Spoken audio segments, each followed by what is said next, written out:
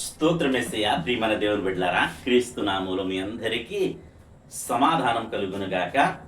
ఆమేన్. ప్రతి దినము దేవుని వాగ్దానం అని ఆత్మీయ చక్కటి కార్యక్రమంలో మిమ్మల్ని ప్రేమపూర్వకంగా ఆహ్వానిస్తూ ఉన్నాం. దేవుని బిడ్డలారా, ఎలా ఉన్నారు? బాగున్నారా? ఉదయాన్నే లేచారా? ప్రార్థన చేసుకున్నారా? వాక్యాన్ని మరి కాసేపు అయినా మీరు ధ్యానించుకున్నారా? ప్రభు మీతో మాట్లాడి మిమ్మల్ని బలపరిచారని నేను ప్రతి దినము అడగటం జరుగుతుంది. ఈ మధ్యన మరి కుమారుడు అభిషేక్ మాత్రమే మరి కొన్ని దినాలుగా వీడియో చేస్తూ ఉన్నాడు. మరి ఏదేమైనా ఈ దినం దేవుడు మరి నాకు అనుకూలతనిచ్చి ఈ దినాన్ని వాక్యాన్ని మీతో పంచుకోవడానికి ఇచ్చిన కృపను బట్టి దేవుని స్తుతిస్తూ ఘనపరుస్తూ ప్రతి దినము దేవుని వాగ్దానం అని ఆత్మీయ చక్కటి కార్యక్రమంలో వాగ్దానాన్ని చదువుకుందాం. నేను చదువుతున్నాను సామెతల గ్రంథము 17వ అధ్యాయము 22వ వచనం.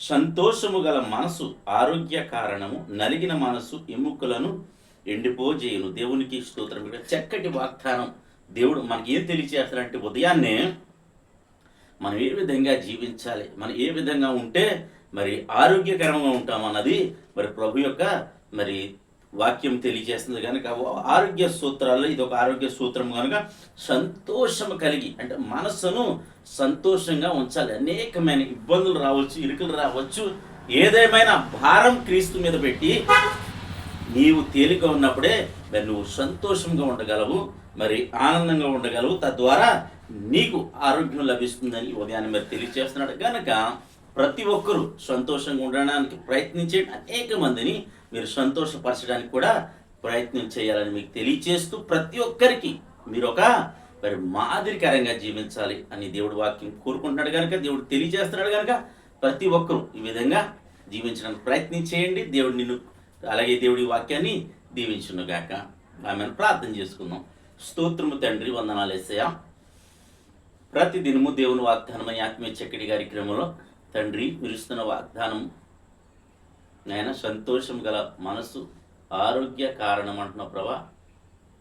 నా తండ్రి ఎంతమంది ప్రజలు నాయన యూట్యూబ్ ద్వారా, షేర్ చేయడం ద్వారా, ఫేస్బుక్ ద్వారా నా తండ్రి వాక్యాన్ని వింటున్నారో, చదువుతున్నారో వారందరి జీవితాల్లో నా ప్రభువా నీ కృప కలుగునుగాకని ప్రార్థిస్తున్నాను. నీ దయ ప్రతి ఒక్కరిపై ఉంచమని ప్రార్థిస్తున్నాను.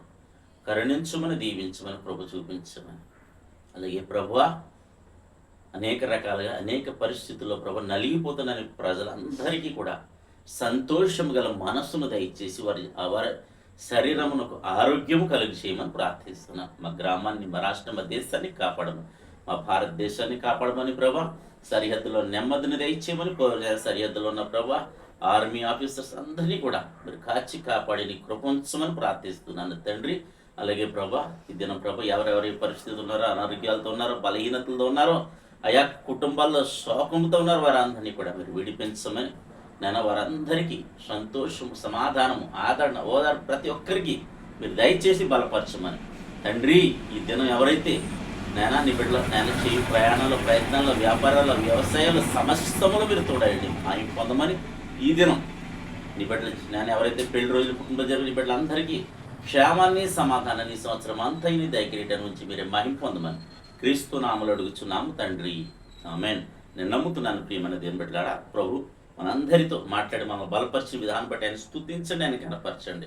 తద్వారా మరి దేవుడు నిన్ను కుటుంబాన్ని దీవించునుగాక. ఆమేన్.